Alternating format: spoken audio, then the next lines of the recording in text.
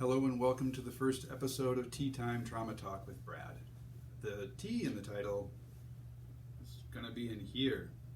It's going to be something different every week. Today is a food cha from the northwest provinces of China. And the Brad in the title, that's me, and I promise not to be too different every week. If anything, I'm hoping just to be better. I am a licensed alcohol and drug counselor and a licensed associate marriage and family therapist in the state of Minnesota. I am here in my office on this Thursday afternoon, and I've been thinking about doing this for quite a while. How to approach getting out my personal message on trauma and my experiences with trauma, both healing and moving beyond it. And with the state of our nation right now, the significant amount of people afraid of our health challenges, in particular coronavirus, the seemingly lack of structured response from the people in charge has frightened a lot of people. The idea of loved ones or ourselves dying as a result, understandably frightening. And so I have simply opened up my iPad. This is unscripted. I've been wanting to start this for some time. You can tell my phone's been buzzing. I don't even have it on silent. Not going to do it. And I just thought in between sessions today would be a really good idea to simply start talking about traumatic stress. This is an environment, a cultural environment right now that has the potential to result in a lot of people experiencing traumatic stress. I have been working for the past 5 years professionally and educating myself for the past 10 in traumatic stress. The first book I ever read on the subject was Gabor Mate's In the Room of Hungry Ghosts. It's the first book that opened my eyes to the very, very, very close relationship between traumatic stress and addiction. Also relationship, but in particular with that book, addiction. And in all of the people that I've been able to serve in the past 5 years, I'm finding trauma at the heart of every single one. It comes in lots of different shapes and sizes and colors and aromas, but that's what we're dealing with. And what I'm finding in society is that we don't have a good understanding of what trauma or traumatic stress, as I like to call it, of what that really is. What we have done historically is focus on the event instead of the individual's reaction or response to said event, which is what traumatic stress is. It's simply stress that is increased to the point that it changes who you see yourself as, who you think you are, how you feel in the world, how you experience the world, how you see the world, how you interact with that world. Once that point is reached, it's a significant change. So when we focus on the event instead of the person's response to the event, we can so easily look at a car accident or a mugging or whatever it might be, bad relationships, and go, well, that doesn't sound traumatic, right? And it shuts us off from connecting with that individual. We're all going to respond to things differently, and we will all respond to the coronavirus differently.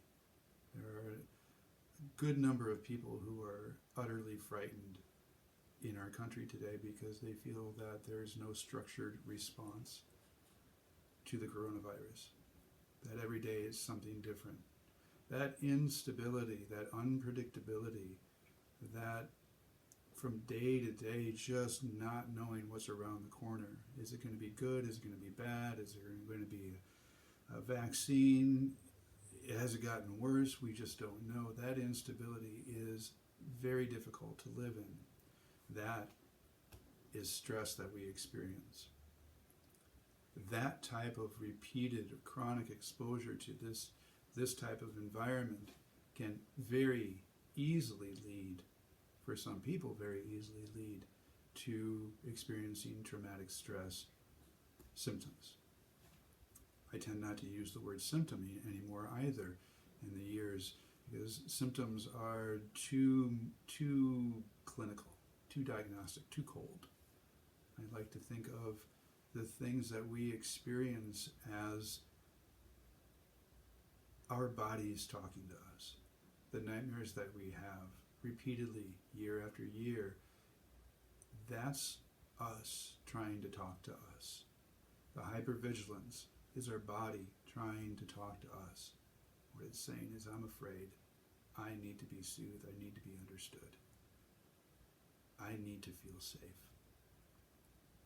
When we have traditionally done in trauma is focus more on the story and not the response, and how the person has changed, how the person sees the world now. And what I'd like to do with this YouTube channel, with this podcast, which will eventually happen, and now with coronavirus, it's going to be difficult to do a podcast. Meeting with people, connecting with people, it's going to be very difficult, but it will happen someday. So what I'd like to do with this is to expand the understanding, or improve the understanding, settle the understanding of what traumatic stress really is, and how we can heal it and move on from it, because we can. It's always possible to move on with it. And luckily, our heart center here, that's something that's never touched by experience. That's always kept 100%. It might feel like we're broken or damaged or, covered in dirt. Can't get to it, but that's simply not true. There's a number of things that get in the way, but that's just simply not true. And thinking about how much time I have here in between clients today, so I'm going to have to do this in parts, I'm sure. But let's talk about, let's take a sip of tea. Some of my favorite teas are from northwestern China. This is a fermented tea, kind of like pu'er. Very good for the digestive system.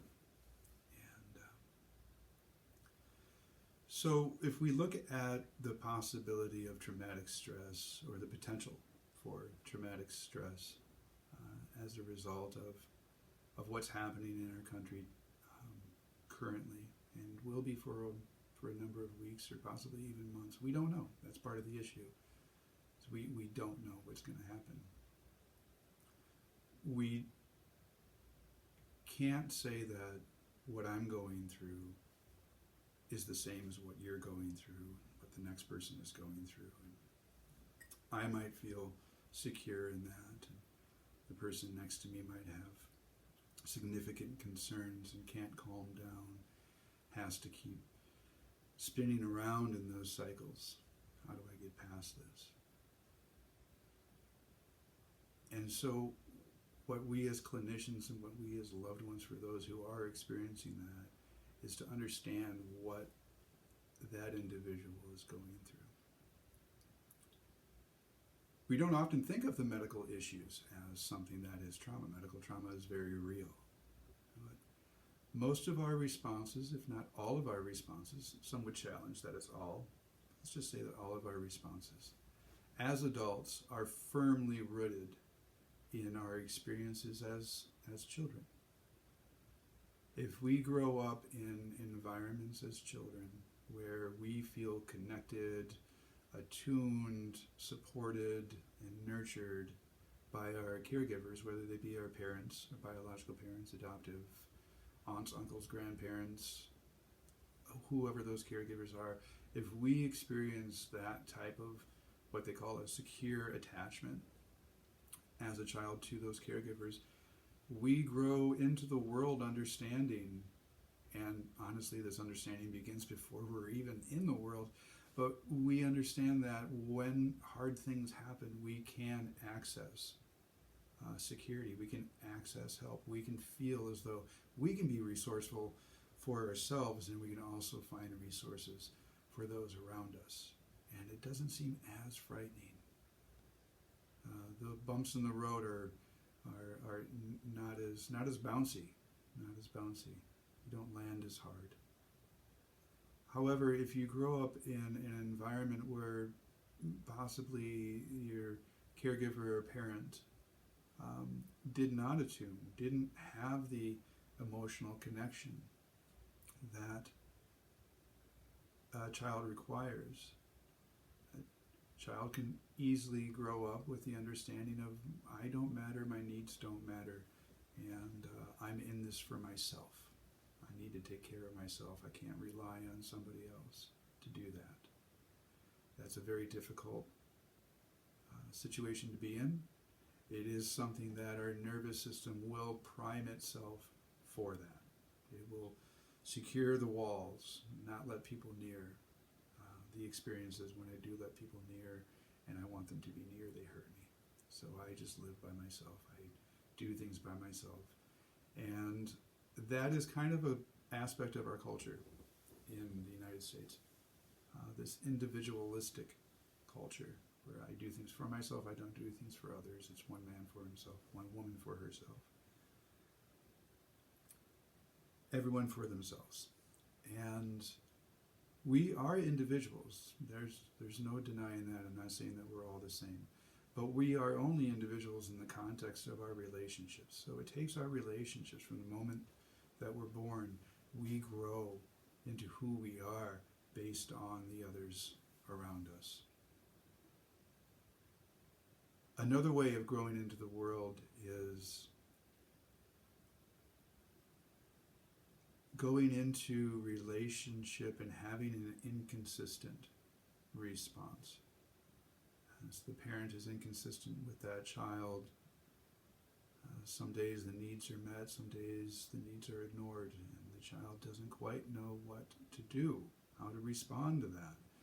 That's something where you can't open yourself up completely and you can't close yourself off completely.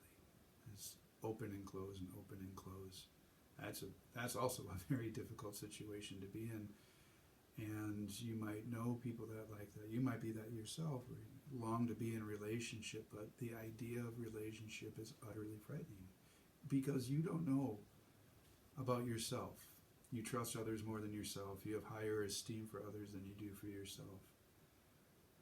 The individualistic person would look at that and say, I have higher esteem for myself than I do for others. I don't need them. The inverse of that would be, I don't know myself, and I trust that others do, and I want to be like that, and I don't know how. A lot of anxiety around that. When your self-image doesn't match the image that you have of others. And then there is a fourth, and that is for a child who experiences significant abuse and neglect.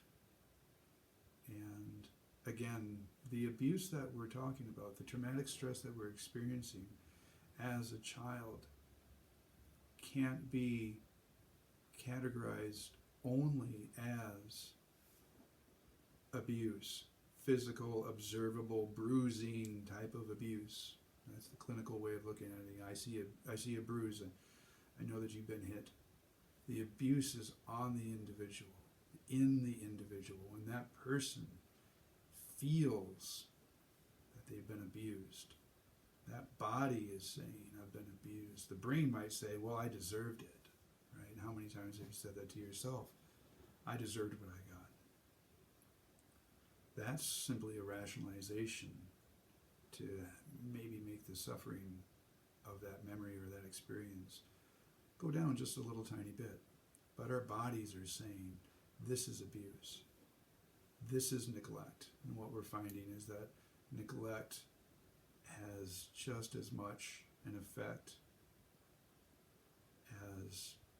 as abuse does. So you can look at trauma in that final category as the things that shouldn't have happened, that did, or the things that didn't happen that should have. And that leads to an experience of chaos when it comes to relationship. When a child experiences violence or abuse or neglect, that body is primed for violence, abuse, and neglect. And our nervous systems, they experience a homeostasis, this equilibrium in whatever environment that we're in. We do it all throughout life. You go someplace new, you move to a new city, you don't quite know what to do in that new city. After a little while, your nervous system feels okay in that, right? Because when you first got in, that homeostasis was disturbed because you didn't from one city to the next or one new home to the next. That nervous system was disturbed, and that feels very uncomfortable. And then you settle into the new homeostasis, and it wasn't so bad.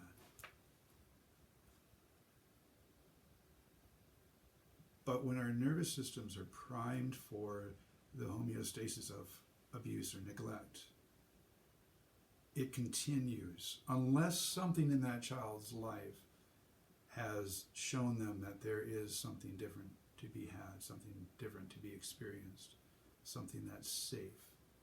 That child will go through life with this nervous system that is primed and ready for abuse and neglect.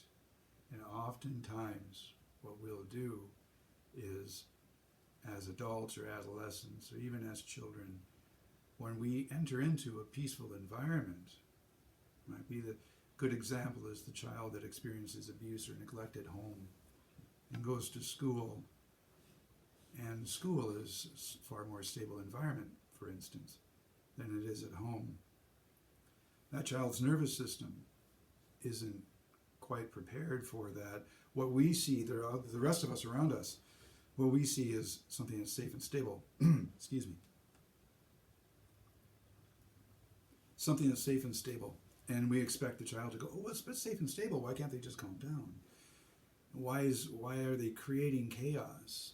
That's not them. That's their nervous system that is trying to reestablish homeostasis. And we can see that as adults too. You might have been in a very loving household growing up, had good experiences, had a good life, things were consistent enough. And something happens later in life and it really upsets the apple cart. It doesn't necessarily have to be something that you're developed into. It can be something significant enough later on in life that it changes you distinctly. From that point forward, you see something different. The idea is that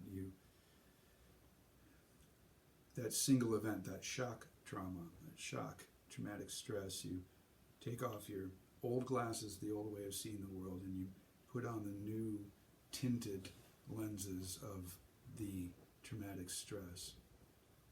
So you get into a car and you get nervous. You smell something that in the body reminds you of that event, and you start to tense up. You have nightmares. You have hypervigilance. Your relationships start to fall apart. These are all some of the things that happen. But they're all just the body's way of saying, I need help, and this is where we need to address our energies. So we're looking at 4 different ways of understanding the world and what we're all trying to do. What we're all trying to do in whatever way that we're doing it, whether we're shooting up, popping pills, smoking something, we're drinking something, we're having sex with anybody that will have sex with us, we're overworking, we're gambling, we're spending all of our money. All of these things are simply a way of us trying to get away from these feelings of disconnection and instability and unpredictability and getting towards that security of that first type of relationship that the child experiences with the caregiver. Even if that is something that you've experienced in life and later on had that shock trauma which disturbs that, you're still trying to get back to that. We're communal creatures. We've been communal creatures for 200,000 years. When we feel disconnected, when we feel isolated, that is probably the scariest thing that we can imagine. Even if we think, I have all the money in the world, I'm going to be okay with this, that feeling of disconnection on a spiritual level to anyone at all, when we feel alone, that is our most basic primal fear. Way back when we didn't live in societies like this, if we got disconnected from our tribe, if we got to get disconnected from our society or family, whoever it was, the risk of harm or death increased greatly. Whether it be from the elements, another tribe, the animals, starvation, dehydration. It's much more difficult to care for yourself. And so that fear still resides in us, even after all of these millennia, still resides in us. And this is one of the things that we're facing in our culture today with quarantine isolation, is even if for 2 weeks we're cut off. And we know, part of us knows that we'll get back to it. Fingers crossed, we'll get back to it. It's still a very significantly difficult thing to do for a number of people. And again, this is why I woke up today and said, I just need to do this. I just want to talk. I'm going to save all the technology and stuff for later, all the editing. This is unscripted, by the way. We need to support each other. We need to understand that through this experience alone of the coronavirus, without staying in touch, without understanding, without empathy and compassion for ourselves and others, we could do significant damage in our society. And this is very important for all of us to understand that. And the person next door to you might be the one that is completely falling apart, even if you're not. I'm hoping to get back to this a little later on today. I do have to pause. We'll go into part 2 at some point. I'll be wearing the same outfit. Told you I won't change too much. I'll also be drinking the same tea, because this tea lasts a very long time. All right. I hope there was some coherence. This wasn't structured, but hopefully there was some coherence to this. And be well. I'll talk to you later.